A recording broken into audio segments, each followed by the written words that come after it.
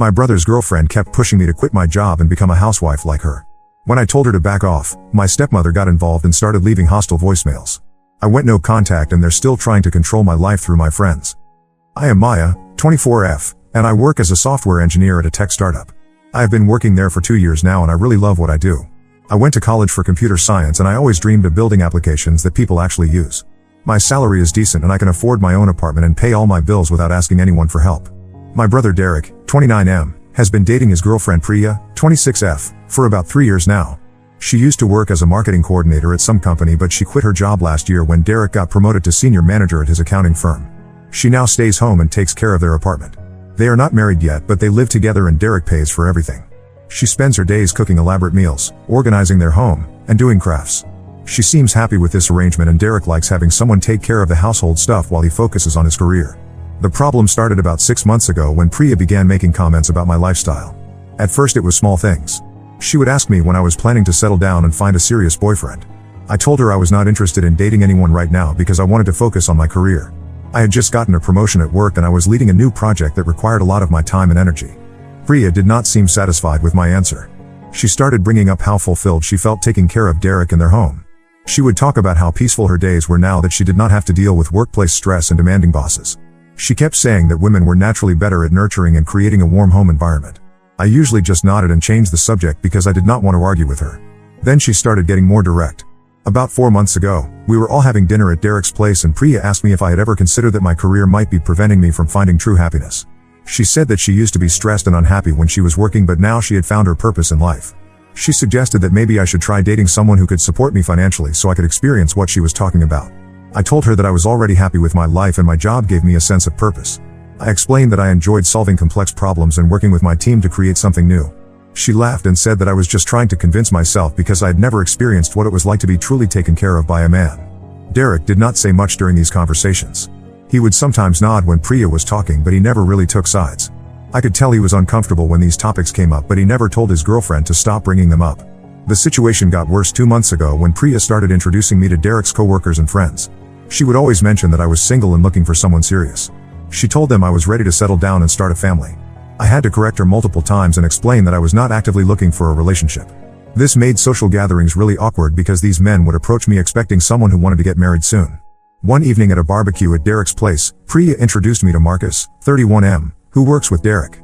She had clearly told him that I was interested in finding a husband because he immediately started talking about his stable job and how he was looking for a wife who wanted to focus on family instead of career. When I told him I was focused on my career right now, he seemed confused and said that Priya had told him I was ready to give up work for the right person. I pulled Priya aside and asked her to stop telling people things about me that were not true. She said she was just trying to help me because she could see that I was missing out on what really mattered in life. She said that career success was temporary but having a family and being supported by a loving husband was forever. 3 weeks ago, things escalated when Priya started criticizing my apartment when she came to visit. She said it looked too much like a bachelor pad and that I should make it more welcoming for potential partners. She suggested I get rid of my gaming setup in the living room and replace it with more feminine decorations. She also said my kitchen was too basic and that I should learn to cook more elaborate meals if I ever wanted to attract a serious partner. I told her that I liked my apartment the way it was and that I was not looking to attract anyone. She rolled her eyes and said I was being stubborn and that I would regret wasting my best years on a career that would not love me back. Last week was the final straw. Priya called me and said she had met the perfect man for me at Derek's company party. His name was James, 28M, and he was looking for a wife who wanted to be a homemaker. She had already told him about me and given him my phone number.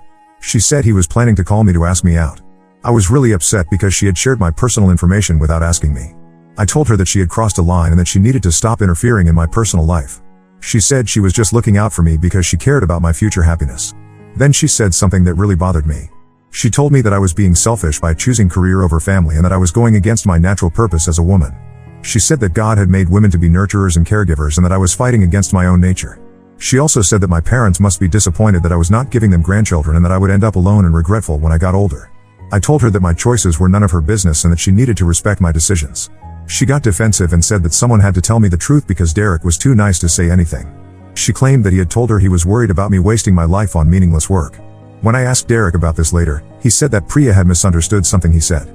He explained that he had mentioned once that he hoped I would find happiness in whatever path I chose, and somehow she had interpreted that as him being worried about my career choices. He apologized for not speaking up sooner but said he did not want to cause problems between me and Priya. The situation got even more complicated when James actually called me. He had clearly been told that I was eager to quit my job and become a housewife. He talked about his financial stability and how he could support a family on his salary alone. When I explained that I was not interested in giving up my career, he seemed annoyed and said that Priya had wasted his time. I decided I needed to have a serious conversation with both Derek and Priya. I went to their apartment last Saturday and told them that Priya's behavior was affecting my relationship with my brother and that it needed to stop. I explained that I was happy with my life choices and that I did not need anyone to find me a husband or tell me how to live. Priya immediately got defensive and said that I was overreacting. She insisted that she was just trying to help me avoid making a huge mistake. She said that women who prioritized career over family often ended up lonely and bitter, and she was trying to save me from that fate. I told her that even if that were true, it would be my choice to make and my consequences to face. I said that she needed to stop commenting on my lifestyle and stop trying to set me up with men without my permission. Derek finally spoke up and said that maybe Priya should back off a little.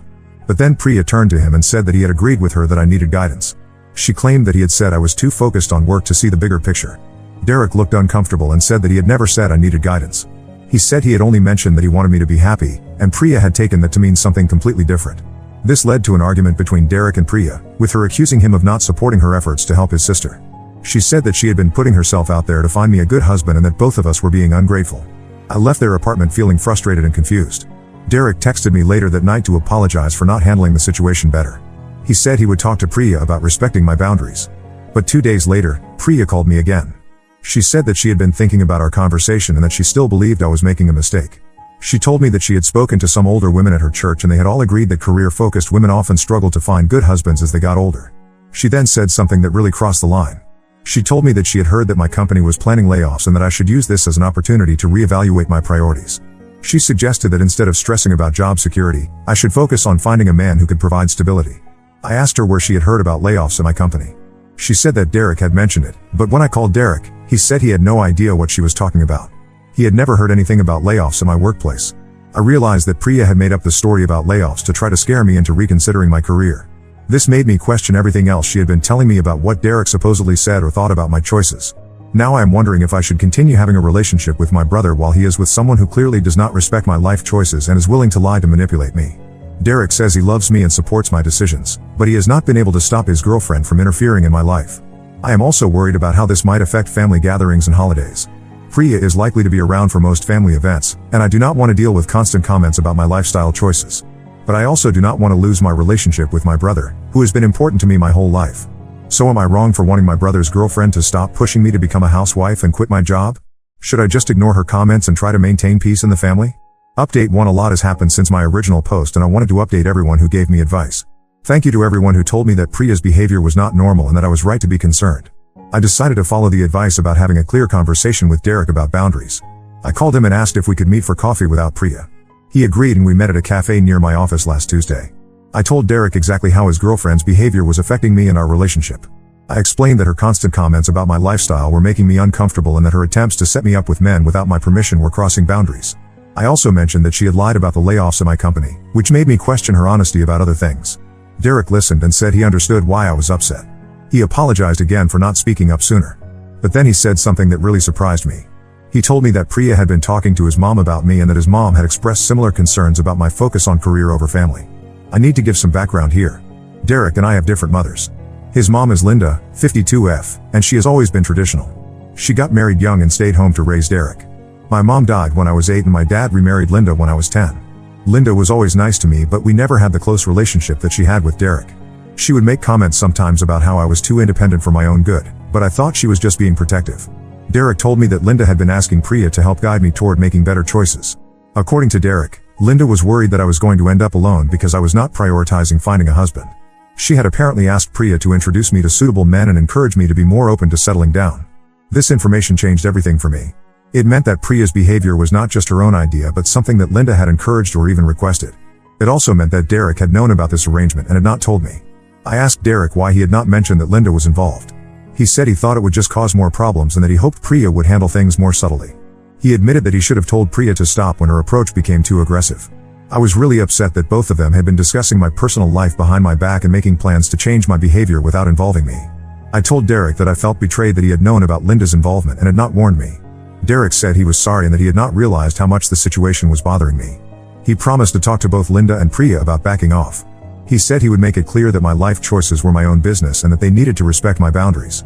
I told him that I needed some time to think about everything and that I would not be attending any family gatherings for a while.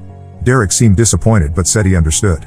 3 days after our coffee meeting, Linda called me directly. She said that Derek had told her about our conversation and that she wanted to clarify some things. She said that she had only asked Priya to keep an eye out for good men who might be suitable for me, not to actively interfere in my life. But then Linda started saying things that made it clear she agreed with Priya's overall message. She told me that she was concerned about my future and that she thought I was making a mistake by not prioritizing family. She said that she had seen too many women who focused on career and then struggled to find good husbands when they decided they were ready. Linda also said something that really bothered me. She told me that my dad had mentioned to her that he was worried about me being too independent. She said that both she and my dad thought I might benefit from having someone guide me toward making better choices about relationships. I was shocked because my dad had never said anything to me directly about being concerned about my independence. I called him that evening to ask about what Linda had told me. My dad, 49M, seemed confused when I brought it up. He said that Linda had asked him once if he thought I was happy, and he had said that he hoped I would find whatever made me happy, whether that was career success or family or both. He said he had never expressed concern about me being too independent. This was the second time someone had claimed that a family member had said something they had not actually said. First, Priya had claimed Derek was worried about my career choices, and now Linda was claiming my dad was concerned about my independence. I started to wonder if Linda and Priya were working together to manipulate situations and conversations to support their agenda. It seemed like they were taking innocent comments and twisting them to justify their interference in my life. I decided to be more direct with Linda. I called her back and told her that I did not need anyone to guide my relationship choices and that I wanted both her and Priya to stop discussing my personal life. I explained that their interference was damaging my relationship with Derek and making family situations uncomfortable. Linda did not take this well. She said that I was being ungrateful and that she was only trying to help because she cared about my future. She told me that I was too young to understand what I was giving up by not prioritizing family. She also said that Priya had been generous with her time and effort to help me, and I was being rude by rejecting her assistance. Then Linda said something that made me realize how deep this problem went. She told me that she and Priya had been discussing the possibility of organizing a small gathering where they could introduce me to several single men from their church and Derek's workplace. She said they had thought that if I met multiple options at once, I might be more open to the idea of dating with marriage in mind. I was horrified that they had been planning what sounded like some kind of matchmaking event without even asking me. I told Linda that under no circumstances was she to organize anything like that and that I would not attend if she did. Linda got defensive and said that she was just trying to help me avoid the regret that came with wasting opportunities. She said that younger women often thought they had all the time in the world but then realized too late that they had missed their chance for happiness. I ended the conversation by telling Linda that I needed space from both her and Priya and that I would not be participating in any family events where they would be pressuring me about my lifestyle choices. The next day, Derek called me and said that Linda had told him about our conversation. He seemed frustrated and said that he had not known about the matchmaking event they were planning. He said he would talk to both of them about respecting my boundaries and leaving me alone. But Derek also said something that concerned me. He told me that he was caught in the middle of this situation and that it was putting strain on his relationship with Priya. He said that Priya was upset that I was rejecting her help and that she felt like I was being selfish and stubborn. Derek asked if there was any compromise we could reach that would make everyone happy. He suggested that maybe I could be more polite about declining Priya's suggestions and that maybe I could attend one small gathering just to show that I appreciated their concern. I told Derek that there was no compromise to be made because this was not a situation where both sides had valid points. I explained that my personal life was not something that could be negotiated and that asking me to pretend to appreciate unwanted interference was not reasonable. Derek said he understood but that he was worried about how this conflict was affecting his relationship with Priya and his mom. He said that both of them felt like I was rejecting the family by refusing to consider their advice. I realized that Derek was more concerned about keeping peace with his girlfriend and stepmother than he was about supporting my right to make my own choices. This made me understand that the problem was bigger than just Priya's interference. The problem was that my family members were willing to pressure me to change my life to avoid conflict with people who should not have had a say in my decisions in the first place. I told Derek that I needed more time to figure out how to handle this situation and that I would not be available for family events for the foreseeable future. He said he hoped I would reconsider and find a way to work things out. But the situation got even more complicated 2 days later when I found out that Priya had contacted my workplace. She had called the main number and asked to speak to my supervisor. She told my supervisor that she was concerned about my work-life balance and asked if there were any employee assistance programs that could help me understand the importance of family relationships. My supervisor, Janet, 41F, called me into her office and asked if everything was okay at home. She said that someone claiming to be a family member had called with concerns about my priorities and had suggested that I might benefit from counseling about work-life balance. I was mortified that Priya had contacted my workplace and involved my supervisor in this personal conflict. I explained to Janet that there was a family disagreement about my lifestyle choices and that the person who called did not have the right to contact my employer about personal matters. Janet was understanding and said that she was not concerned about my work performance or priorities. She said that the call had seemed strange to her and that she had not planned to take any action based on it. but she wanted to make sure I was not dealing with any serious personal problems that might affect my work. I assured Janet that my work performance would not be affected and that I would handle the personal situation. But I was furious that Priya had tried to involve my employer in this conflict. When I confronted Derek about Priya calling my workplace, he was shocked. He said he had no idea she had done that and that he would talk to her immediately.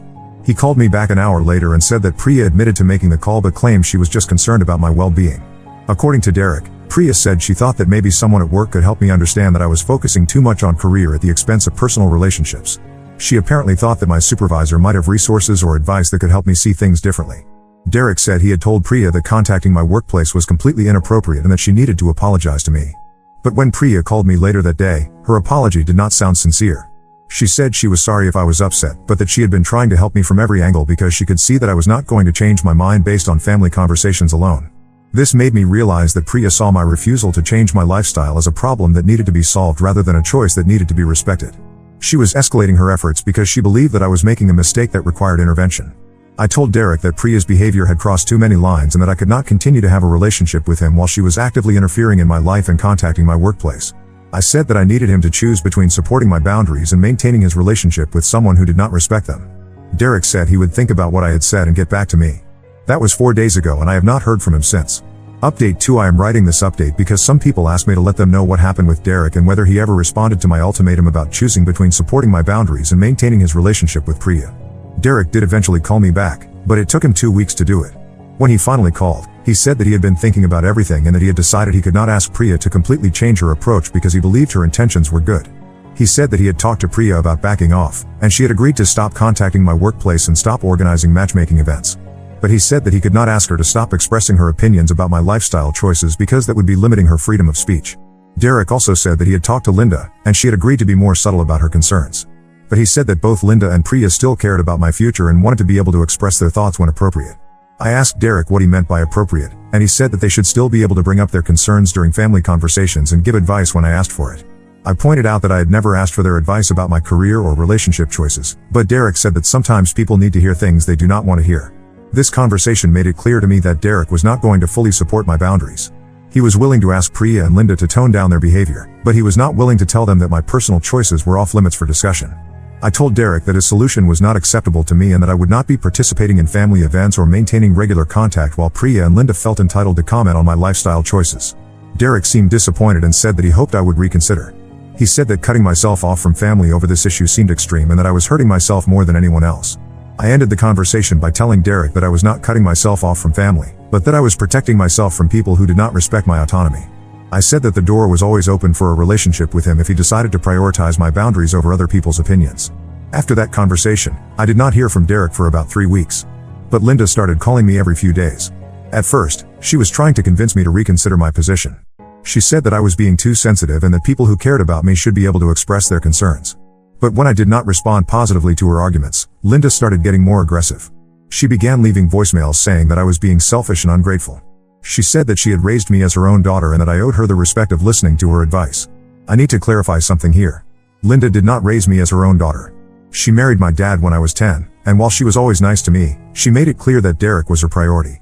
I lived with them until I was 18, but Linda never took on a motherly role with me. She was more like a friendly step-parent who was polite but distant. Linda's claim that she had raised me and that I owed her something seemed like an attempt to manipulate me into feeling guilty for not accepting her interference. It also made me realize that she might have been building up her role in my life to justify her involvement in my personal decisions. The voicemails from Linda continued for about a week, and they got increasingly hostile. She started saying that I was being influenced by feminist ideas that were poisoning my mind against family values. She said that I was going to end up lonely and bitter and that I would regret not listening to people who cared about me. In one particularly nasty voicemail, Linda said that my real mother would be ashamed of the person I had become and that she was glad she was not alive to see how selfish and ungrateful I had turned out. That voicemail crossed a line that I could not ignore. I had never brought my real mother into this conflict, and Linda had no right to speculate about what she would have thought about my choices. I was also hurt that Linda would use my mother's death as a weapon in this argument. I called Derek and told him about the voicemails Linda had been leaving. I played him the one where she mentioned my mother, and he was quiet for a long time after hearing it. Derek said that Linda had been really upset about the situation and that she felt like I was rejecting the entire family. He said that her comment about my mother was out of line, but he asked me to understand that she was speaking from a place of frustration and concern. I told Derek that I did not care what Linda's motivations were and that bringing my dead mother into the argument was unforgivable. I said that if he could not see why that was wrong, then he was not the person I thought he was. Derek said he would talk to Linda about her voicemails, but he also said that I needed to understand that my decision to cut off contact was affecting everyone in the family. He said that Linda felt rejected and that Priya was upset that her efforts to help me had caused so much conflict. I pointed out that nobody had asked Priya to help me and that the conflict had been caused by her refusal to respect my boundaries, not by my decision to enforce them. But Derek said that the situation had gone beyond the original problem and that everyone needed to find a way to move forward. Derek then suggested that maybe we could have a family meeting where everyone could express their feelings and work toward a resolution. He said that maybe if I heard directly from Linda and Priya about why they were concerned, I might understand their perspective better. I told Derek that I was not interested in a family meeting where I would be outnumbered by people who wanted to change my life choices. I said that there was nothing for Linda and Priya to explain because their motivations did not matter if their actions were harmful to me. Derek said that my refusal to consider any kind of compromise was making the situation worse and that I was being just as stubborn as I accused them of being. He said that families were supposed to work through conflicts together, not cut each other off when things got difficult. I realized during this conversation that Derek was never going to fully understand my position. He saw this conflict as a disagreement between family members who needed to find middle ground, rather than a situation where some people were violating boundaries that should have been respected from the beginning. I told Derek that I was done trying to explain my position and that I would not be changing my mind about maintaining distance from Linda and Priya. I said that he was welcome to have a relationship with me that did not involve them, but that I would not be participating in family gatherings or conversations where my lifestyle choices were up for discussion. Derek said he was disappointed in my decision and that he hoped I would eventually realize that I was hurting myself more than anyone else. He said that Linda and Priya would move on with their lives, but I would be the one missing out on family relationships. After that conversation, I decided to block Linda's phone number because her voicemails were getting increasingly nasty and I did not want to keep hearing her attacks on my character and my mother's memory. 2 weeks later, I found out that Priya had been telling people at Derek's workplace that I was having some kind of breakdown and that I had cut off contact with my family because I could not handle their concern about my life choices. One of Derek's coworkers who knew me from social gatherings reached out to ask if I was okay and if there was anything he could do to help. I was embarrassed that Priya was spreading stories about my mental health at Derek's workplace, but I was also grateful that someone had contacted me directly to ask about the situation. I explained to Derek's coworker that there was no breakdown and that I had simply decided to limit contact with family members who would not respect my boundaries. When I confronted Derek about Priya spreading stories about my mental health, he said that she was just concerned and that she might have exaggerated the situation when people asked her why I was not attending family events anymore. Derek said that Priya was not trying to hurt me, but that she was frustrated and might have said things that did not come out the way she intended. He asked me to consider that Priya was also dealing with stress from this conflict and that she might not be handling it perfectly. I told Derek that I did not care how stressed Priya was and that she had no right to discuss my personal situation with his coworkers or anyone else. I said that spreading stories about someone's mental health was not something that could be excused as poor handling of stress. Derek said he would talk to Priya about not discussing the situation with other people, but he also said that he could not control everything she said when people asked her about family situations. This response made it clear to me that Derek was never going to hold Priya accountable for her behavior in any meaningful way. He was always going to find excuses for her actions and ask me to be understanding of her motivations. I told Derek that I was done with all of them and that I would not be responding to any more attempts at contact from him, Linda, or Priya. I said that they had all shown me that they cared more about their own comfort and opinions than they did about respecting my autonomy. Derek made one more attempt to convince me to reconsider, but I ended the conversation and blocked his number as well. Update 3. This will be my final update because I think the situation has reached its conclusion and there is not much more to say. After I blocked Derek's number, things were quiet for about 6 weeks. I focused on my work and started spending more time with friends and coworkers. I realized that I had been so stressed about the family situation that I had not been fully present in other areas of my life. My project at work was going really well, and my supervisor Janet had started involving me in client meetings and strategic planning sessions. I felt like my career was moving in the right direction and I was glad that I had not let my family's pressure influence my professional decisions. But the peace did not last as long as I had hoped. About 2 months after I blocked Derek's number, my dad called me. He said that Linda had been talking to him about the situation and that he was concerned about how things had escalated. My dad said that he understood I was upset with Linda and Priya, but that cutting off contact with Derek seemed like an extreme response. He said that Derek was my brother and that family relationships should be able to survive disagreements about lifestyle choices. I explained to my dad that this was not just a disagreement about lifestyle choices, but a pattern of behavior where multiple family members had refused to respect my boundaries and had actively interfered in my personal and professional life. I told my dad about Priya calling my workplace and Linda leaving hostile voicemails, including the one where she brought up my mother. My dad was quiet when I mentioned that, and he said he had not known about Linda's comment about my mother. My dad said that Linda's voicemail had been inappropriate and that he would talk to her about it. But he also said that he thought Linda and Priya had been trying to help, even if their methods were wrong. I asked my dad why everyone kept focusing on their intentions instead of the impact of their actions. I pointed out that good intentions did not excuse behavior that was harmful and invasive. My dad said that he thought I was right to be upset, but that completely cutting off contact seemed like it was hurting me more than it was helping. He said that I was missing out on a relationship with Derek and that I might regret the decision later. I told my dad that I had not wanted to cut off contact with Derek, but that Derek had made it clear that he was not willing to prioritize my boundaries over his relationship with Priya and his desire to keep peace with Linda. My dad asked if there was any way I would consider having a conversation with Derek without Linda and Priya being involved. He said that maybe Derek and I could work out our issues directly and find a way to have a relationship that did not involve the other two. I thought about this for a few days and decided that I would be willing to have one conversation with Derek, but only if he could guarantee that Linda and Priya would not be told about it and would not be involved in any way. My dad arranged for Derek to call me, and we had a conversation that lasted about an hour. Derek said that he missed talking to me and that he regretted how things had escalated. He said that he understood why I was upset and that he wished he had handled things differently from the beginning. But when I asked Derek if he was willing to set clear boundaries with Linda and Priya about not discussing my personal life, he said that he thought that would be difficult to enforce. He said that they were both part of his daily life and that it would be hard to completely separate my relationship with him from his relationships with them. Derek also said that he thought I was asking him to choose between me and Priya, which he felt was unfair. He said that he should be able to have relationships with both of us without having to take sides in our conflict. I explained to Derek that I was not asking him to choose between me and Priya in general, but that I was asking him to choose between enabling her interference in my life and having a relationship with me. I said that those were two different things.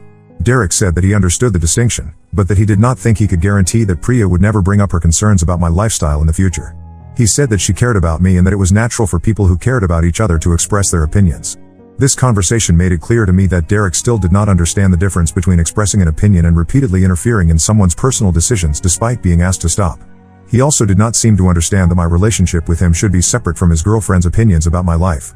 I told Derek that I appreciated him calling, but that I did not think we could have a meaningful relationship while he was unable or unwilling to set boundaries with people who did not respect my autonomy. Derek said he was disappointed and that he hoped I would change my mind eventually.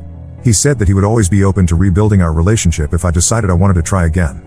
I ended the conversation by telling Derek that the door was open for a relationship with him, but only if he was willing to keep my personal life separate from his discussions with Linda and Priya. I said that until that happened, I needed to maintain my distance for my own well-being. After that conversation, I felt like I had closure on the situation. I had given Derek multiple opportunities to choose my boundaries over other people's comfort, and he had consistently chosen to prioritize keeping peace with Linda and Priya over supporting my right to make my own decisions. 3 weeks after my conversation with Derek, something happened that confirmed I had made the right choice. My friend Sarah, 26F, from college called me and said that someone had contacted her on social media asking questions about me. The person had identified herself as a family member and had asked Sarah if she thought I was happy with my current lifestyle and if I had ever expressed regret about not having a boyfriend. Sarah had not responded to the messages, but she took screenshots and sent them to me. The profile belonged to Linda, and she had apparently found Sarah through my old college photos that were still visible on my social media accounts. I was disturbed that Linda was now contacting my friends to gather information about my personal life and potentially spread her opinions about my choices. This showed me that even after months of me maintaining no contact, she was still actively trying to interfere in my life. I decided not to respond to this development or tell my dad about it. I realized that every time I tried to address Linda's behavior through family members, it just created more opportunities for conflict and manipulation. Instead, I focused on building stronger relationships with people who respected my choices and supported my goals. I started attending professional networking events and joined a hiking group where I met people who shared my interests. At work, I was promoted to senior developer and was given the opportunity to lead a team on a new project. My supervisor Janet mentioned that she was impressed with my focus and dedication, and that she thought I had strong leadership potential. I also started dating someone I met through the hiking group. His name is Alex, 27M, and he works as a graphic designer. He has never questioned my career priorities or suggested that I should change my lifestyle. We have been together for 2 months now and I'm happy with how our relationship is developing. Alex knows about the situation with my family, and he has been supportive of my decision to maintain boundaries. He said that anyone who truly cared about me would want me to be happy with my own choices rather than trying to force me into a life that did not fit my goals. About a month ago, my dad called again and said that Derek and Priya had gotten engaged. He said that Derek had asked him to let me know in case I wanted to reach out and congratulate them. My dad also said that Derek was hoping I might consider attending the wedding if I was invited. I told my dad that I was not interested in attending Derek's wedding if Linda and Priya would be treating it as an opportunity to continue their campaign about my lifestyle choices. I said that I wished Derek happiness, but that I could not participate in family events where my personal decisions would be up for discussion. My dad said he understood, but that he was sad about how the situation had affected our family. He said that holidays and gatherings felt incomplete without me there. I told my dad that I was also sad about missing family events, but that I was not willing to subject myself to ongoing pressure and criticism in order to maintain relationships with people who did not respect my autonomy. My dad said that he hoped things might change over time and that maybe eventually everyone could find a way to move forward. He said that he would always want me to be part of the family if I decided I was ready to try again. I appreciated my dad's position because he was the only family member who had never tried to pressure me to change my choices or suggested that my boundaries were unreasonable. He had always focused on wanting me to be happy rather than wanting me to live up to specific expectations. 2 weeks ago, I received a wedding invitation in the mail. It was addressed to me and Alex, which surprised me because I had not told Derek about my relationship. I realized that someone must have been keeping track of my social media activity or asking mutual acquaintances about my life. The invitation included a handwritten note from Derek saying that he hoped I would consider attending and that he missed having me in his life. He said that Priya wanted to apologize for how things had gotten out of hand and that she hoped we could start fresh. I decided not to respond to the invitation. I realized that attending the wedding would send a message that I was ready to resume family relationships on the same terms that had caused problems before. I also did not trust that Priya's desire to apologize was genuine, given that she had never shown any understanding of why her behavior had been problematic. Last week, my dad called to ask if I had received the invitation and whether I was planning to attend.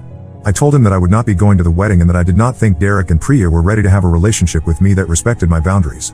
My dad seemed disappointed but said he understood my decision. He said that he would miss having me there but that he respected my need to protect yourself from situations that caused me stress. I asked my dad to let Derek know that I wished him happiness in his marriage but that I would not be attending the wedding or resuming contact unless there were significant changes in how my family members approached our relationships. As I write this update, I am at peace with my decisions. I have a job I love, a relationship that makes me happy, and friendships with people who support my goals and respect my choices. I am not lonely or bitter, despite what Linda predicted would happen to me. I do miss having Derek in my life, and I am sad that our relationship became a casualty of other people's inability to respect boundaries. But I have learned that protecting my autonomy and well-being is more important than maintaining relationships with people who view my life choices as problems that need to be solved. I hope that someday Derek will understand the difference between caring about someone and trying to control their decisions. If that happens, I would be open to rebuilding our relationship. But until then, I am focused on building a life that makes me happy rather than trying to satisfy other people's expectations about what my life should look like. Thank you to everyone who supported me through this situation and helped me understand that I was not wrong to prioritize my own well-being and autonomy. Your advice and encouragement meant more to me than you know. Now let's move to the next story. Story 2. Found out my parents have been supporting my sister's secret family for years while refusing to help with my son's medical bills, leading to his death. Today I confronted them at a family gathering and things got ugly. I never expected to write this post, but what happened in my family has destroyed me completely. It's about how my parents and sister betrayed me in a way that led to my 2-year-old son's death.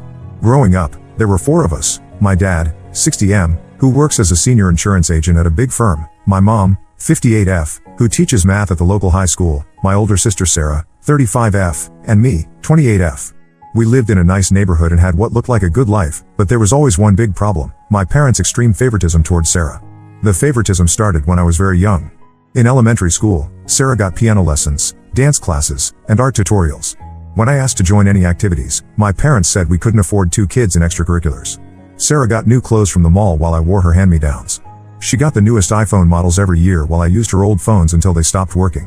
When Sarah was 13, she wanted braces. My parents paid $6,000 without any hesitation. A year later, when my dentist said I needed braces too, they said we had to wait because of money problems. I never got them, and now at 28, I still have crooked teeth. For her 16th birthday, Sarah got a brand new Honda Civic. When I turned 16, they told me to work and save up for my own car.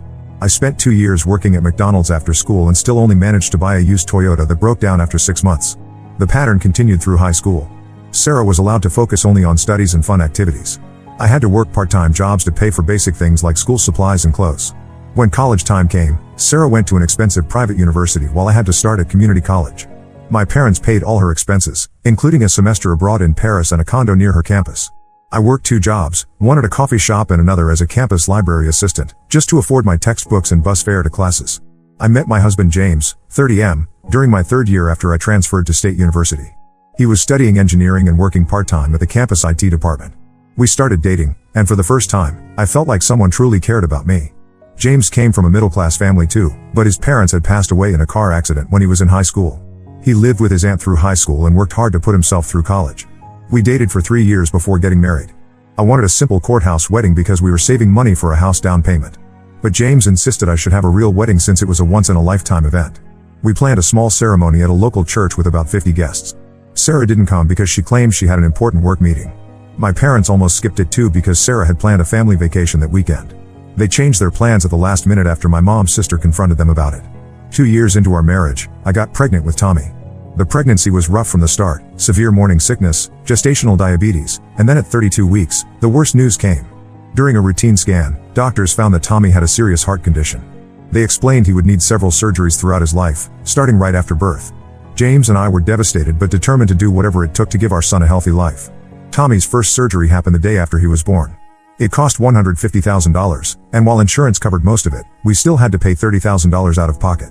We used all our savings and took out loans. James started working overtime at his engineering job and took freelance projects on weekends. I was working as a virtual assistant from home while taking care of Tommy. 6 months later, Tommy needed another surgery. We were already struggling with payments for the first surgery, so I went to my parents for help. They had just returned from a 2-week Mediterranean cruise with Sarah. I showed them all our medical bills and explained how we had already sold our car and cut every possible expense. They said they were having financial problems and couldn't help. I believed them because I didn't know the truth then. For the next year and a half, we barely managed. James worked 80-hour weeks until he got so exhausted he fainted at work. I took on more virtual assistant clients and started selling things from our house on eBay. During this time, my parents bought Sarah a new Mercedes for her birthday and went on 3 family vacations with her. They said these were all paid for by Sarah because she had a good job in finance. I later found out this was a lie. Last month, Tommy got much worse suddenly. His heart wasn't functioning properly, and he needed emergency surgery that would cost $50,000. Our insurance had reached its yearly limit, and we had no way to get that much money quickly. I went to my parents again, this time literally on my knees begging them for help. I offered to sign a legal contract, to pay them back double the amount, to give them our house, anything they wanted. They refused again, claiming they had no savings left because of recent medical bills. Tommy died 2 days later because we couldn't afford his surgery. He was only 2 years old. At his funeral, my parents stayed for only 30 minutes because they said they had to help Sarah with something urgent. Yesterday, while cleaning out Tommy's room, I found my dad's old phone under the bed. He had visited 3 weeks ago and must have dropped it. The phone still worked, and when I checked it, I found hundreds of messages between my parents and Sarah. That's how I discovered the truth that destroyed whatever was left of our family. The messages revealed that Sarah had been living a completely different life that none of us knew about. She had been married for 7 years to a man named Mark and had 3 kids with him in Florida. My parents had been supporting them financially all this time, sending them huge amounts of money every month. I spent 5 hours reading through all the messages. Every month, my parents sent Sarah $5,000 for regular expenses. They paid $2,000 per month for each of her 3 kids to attend private school. They covered their family vacations to places like Hawaii and Europe. Last year, they bought them a summer house in the Hamptons for $400,000. My parents even paid for their weekly house cleaning service and lawn maintenance. The most recent messages were about a beach house Sarah wanted to buy. 5 days before they told me they couldn't help save Tommy, my parents sent Sarah $75,000 for the down payment. There were also messages about Christmas presents they had already bought for Sarah's kids, 3 new iPads and a gaming console. Each kid was getting presents worth more than what Tommy's surgery would have cost. Today was our monthly family dinner. Everyone comes to my parents' house on the last Sunday of each month, all my aunts, uncles, and cousins. My mom started this tradition 5 years ago to keep the family close. Usually, around 25 people attend. Sarah never came to these dinners, always making excuses about work commitments. Now I know she was with her secret family in Florida. I took my dad's phone to dinner.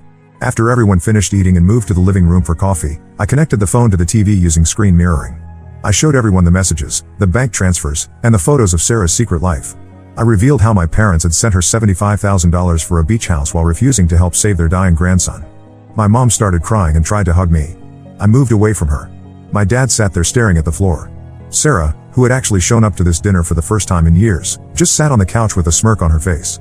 She told everyone I was being dramatic as usual and should understand that she needed the money more because she had 3 kids to support. I asked her if her kids were more important than Tommy's life. She said I was crazy for making comparisons. My mom tried to explain that Sarah was their first priority because she had always been more fragile emotionally and needed more support. My dad added that they helped Sarah because she wasn't as strong or independent as me. My Aunt Susan asked them how they could let their grandson die while spending thousands on Sarah's beach house. My parents had no answer. Other relatives started asking questions about all the times my parents and Sarah had borrowed money from them claiming emergencies. Sarah got angry and said I had no right to expose her private life. She said her kids would be traumatized if people found out about this situation. I told them they weren't my family anymore. They watched my son die so they could buy Sarah a beach house. I said they were dead to me just like Tommy was dead because of their choices. Sarah started screaming that I was trying to destroy her life out of jealousy. She said I had always been jealous of her because our parents loved her more. I left their house and blocked their numbers. A few relatives followed me out and said they would support me if I wanted to take legal action. Most of my cousins have blocked Sarah and my parents on social media. But some family members are messaging me saying I went too far by exposing Sarah's secret in front of everyone. They say I should have handled it privately. James supports my decision to cut contact with them but thinks I could have found a better way to expose the truth. He's worried about how this will affect our extended family relationships. But I don't care anymore. My son is dead because my parents chose to support Sarah's luxurious lifestyle instead of saving their grandson's life. Update 1: A lot has happened since I exposed Sarah and my parents at the family dinner. More family members have been coming forward with stories about Sarah's manipulation and my parents' lies over the years. Each news story makes me realize how deep their deception went. My Aunt Linda called me 3 days after the dinner. She broke down crying and told me about lending Sarah $30,000 last year. Sarah had claimed her oldest son needed emergency surgery for appendicitis. Linda emptied her retirement savings to help because she didn't want another child to suffer like Tommy. She later found out there was no surgery. Sarah used the money to renovate her beach house kitchen and install a pool. My cousin Emily's story was even worse. Last week, she came to my house and told me something that made me sick to my stomach. Sarah's husband Mark was actually Emily's fiancé 8 years ago. Emily and Mark dated through college and got engaged after graduation. They planned a big wedding, sent out invitations, and Emily even bought her dress. 2 weeks before the wedding, Mark disappeared. He left a note saying he wasn't ready for marriage. Emily had a breakdown and needed therapy for 2 years. Now she knows the truth. Sarah had been secretly dating Mark for months while he was engaged to Emily. Sarah convinced him to leave Emily and move to Florida with her. My parents knew everything. They helped Sarah and Mark pick out their house in Florida. They even attended their small private wedding 3 months after Mark left Emily. All this time, they watched Emily suffer through depression while knowing exactly what Sarah had done. Then 2 more stories came out. Sarah's first husband Tom found me on Facebook. I didn't even know Sarah had been married before Mark. Tom and Sarah got married right after college and had a daughter together. When their daughter was 2, Sarah cleaned out their bank accounts and disappeared. She took $40,000 of their savings and all of Tom's inheritance from his grandmother. Sarah told everyone that Tom was abusive and she had to escape. Tom lost his job, his house, and nearly lost custody of their daughter because of Sarah's lies. He had been searching for Sarah for years to get child support for their daughter, who is now 15. My parents knew where Sarah was the whole time. They paid for lawyers to fight Tom's custody claims and helped Sarah create fake documents showing she was in danger from Tom. Last week, James found something in our safe deposit box that made everything worse. When Tommy was born, my parents opened a trust fund for him, just like they claimed to do for all their grandchildren. They promised to put $1,000 into it every month until he turned 18. The trust should have had over $100,000 in it. We found documents showing they had been transferring all the money to accounts for Sarah's kids instead. James kept digging through our papers and found more evidence of their deception. Every time we applied for financial assistance for Tommy's medical bills, my parents wrote letters to the hospitals saying they couldn't help us because they were retired and living on fixed incomes. But their bank statements show they were making huge transfers to Sarah during this same time. My dad's secretary reached out to me through LinkedIn. She said my dad had been using company money to help Sarah, marking the transfers as business expenses. He falsified documents to show Sarah was a business consultant for his insurance firm. The secretary estimated he had diverted over $200,000 of company funds to Sarah in the past 3 years. My mom's best friend, who works at the same school, told me that my mom had been stealing from the school's fundraising accounts to send money to Sarah. She covered it up by altering the records. The school raised money every year for student medical emergencies. My mom was in charge of this fund and had access to all the accounts. Sarah has been trying to contact me from different phone numbers since I blocked her. Sometimes she threatens to sue me for defamation and invasion of privacy. Other times she calls crying, saying she needs my help because Mark is asking questions about her past. Yesterday she left a voicemail saying she would tell everyone I abused Tommy if I didn't stop people from investigating her finances. My parents sent a letter through their lawyer yesterday. They offered to set up a new trust fund for my future children if I agree not to take legal action against them. They said they would put in $200,000 immediately as a sign of good faith. The letter also included a non-disclosure agreement they wanted me to sign, promising never to discuss Sarah's life or their financial support of her. Several relatives have cut all contact with my parents and Sarah. My dad's golfing friends have stopped inviting him to their weekly games after hearing what happened. My mom had to quit her book club because the other members, mostly parents of her students, didn't want to associate with her anymore. The hardest part is that people keep finding photos of Sarah's family on vacation in expensive places during the time Tommy was sick. Someone found pictures of them at Disney World from the same week we were begging my parents to help pay for Tommy's final surgery. In the photos, Sarah's kids are wearing matching outfits that cost more than what we needed to save my son's life. Update 2: Our lawyer found something that explains a lot about my parents' behavior, especially their extreme favoritism towards Sarah. We discovered Sarah isn't their biological daughter. She was adopted when she was 2 years old. They never told anyone, not even Sarah herself. The adoption papers came up during our lawyer's investigation into the missing trust fund money. My parents adopted Sarah after my mom had 4 miscarriages. They decided to keep the adoption secret because they worried it would affect Sarah's sense of belonging in the family. They didn't even tell our grandparents. They moved to a different city right after the adoption so nobody would question them about the sudden appearance of a 2-year-old. The lawyer also found evidence of my parents helping Sarah commit fraud over the years. When Sarah dropped out of college after 2 years, my parents paid someone $15,000 to create fake transcripts showing she graduated with honors. They got one of my dad's business contacts to write fake job references for her. Every job Sarah claimed to have over the years was fake. She never actually worked anywhere. My parents helped her create a false identity to get loans and credit cards. They used my dad's connections at the insurance company to get fake documentation. Sarah used this fake identity to take out over $300,000 in loans from different banks. My parents made the payments using money they took from my dad's company. When our lawyer told Sarah about the adoption, she completely lost control. She went on Facebook and posted everything. She revealed how my parents helped her hide from her first husband, how they covered up her credit card fraud, and how they helped her steal Emily's fiancé. She even admitted to lying about her first husband being abusive. Sarah posted screenshots of text messages showing how my parents helped her create fake medical emergencies to borrow money from relatives. She had a system. She would pick a relative who was doing well financially, make up a story about one of her kids needing medical treatment, and have my parents confirm her story. They scammed at least 7 different relatives this way. My parents finally broke down and admitted everything to our lawyer. Over the past 10 years, they spent more than $500,000 supporting Sarah and her family. They took out second and third mortgages on their house. They borrowed money from their retirement accounts. My dad even stole from his company's client accounts. When the lawyer asked them why they let Tommy die instead of helping us, their answer made me even angrier. They said they were afraid Sarah would cut them off from their grandchildren if they stopped giving her money. My dad said Sarah had threatened to disappear with the kids if they ever stopped supporting her lifestyle. My mom admitted she knew about Sarah's plan to steal Mark from Emily. She said Sarah had told her she was in love with Mark and would do anything to have him. Instead of stopping Sarah, my mom helped her arrange secret meetings with Mark. She even helped Sarah write the letter that Mark left for Emily. Sarah's first husband Tom is now working with our lawyer. He has proof that my parents helped Sarah fake domestic violence charges against him. They paid a doctor to create false medical records showing injuries. They used these records to help Sarah get restraining orders against Tom. This prevented him from seeing his daughter for years. My dad's company started an internal investigation after finding out about the stolen money.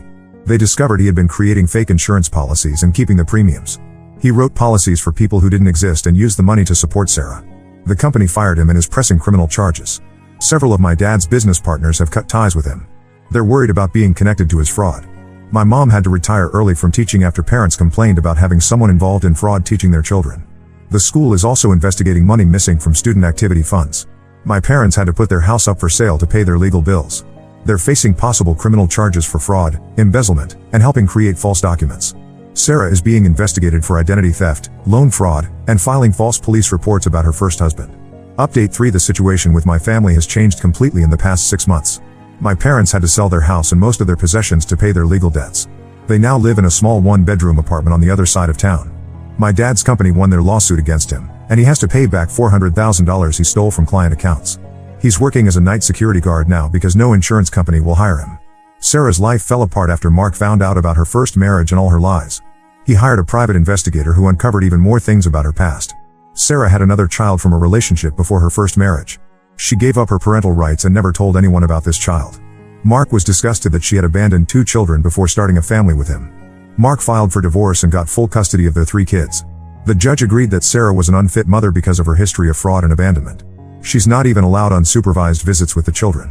Mark moved back to his hometown in Texas with the kids. Sarah keeps making new social media accounts to contact him, so he had to get a restraining order. Sarah's first husband Tom won his back child support case. The court ordered Sarah to pay him $150,000 plus interest for the years she disappeared. Since she has no money or job, they're garnishing the small inheritance she got from our grandmother last year. Tom's daughter, who is now 15, refuses to speak to Sarah or my parents after learning how they helped hide her from her father. My cousin Emily filed a civil suit against Sarah for emotional distress over the stolen fiancé incident. Emily's lawyer found old emails proving that Sarah and my parents planned the whole thing months in advance. They deliberately targeted Mark because his family had money. The case was settled out of court last month, but Sarah had to sign over her beach house to Emily as part of the agreement. James got a job offer in Colorado with better pay and full medical coverage. We decided to move for a fresh start. I'm 4 months pregnant, but this time we're keeping it private. Only my Aunt Linda and 2 cousins know about the pregnancy. We've decided to have no contact with my parents or Sarah. Some relatives still try to get me to forgive my parents. They say my parents have lost everything and learned their lesson. My uncle Bob keeps sending me messages about how my parents cry at family gatherings and miss us. But I told him that my son missed out on his whole life because of their choices, so I don't care about their tears. Sarah was arrested last week for trying to open new credit cards using her kids' social security numbers. She's facing criminal charges for identity theft. She called me from jail asking for help with bail money. I blocked the jail's phone number. The only good thing that came from this situation is that other family members have gotten closer. My Aunt Linda moved near us in Colorado to help when the baby comes. My cousins have started a group chat where we talk daily and support each other. We're building a new family without my parents and Sarah. I still miss Tommy every day. His pictures are all over our new house, and we talk about him often. But I'm glad the truth came out about my parents and Sarah. At least they can't hurt anyone else with their lies anymore. The hardest lesson I learned from all this is that sometimes the people who should love you the most are the ones who hurt you the worst. But I'm focusing on the future now and on building a better life with the family members who actually care about us.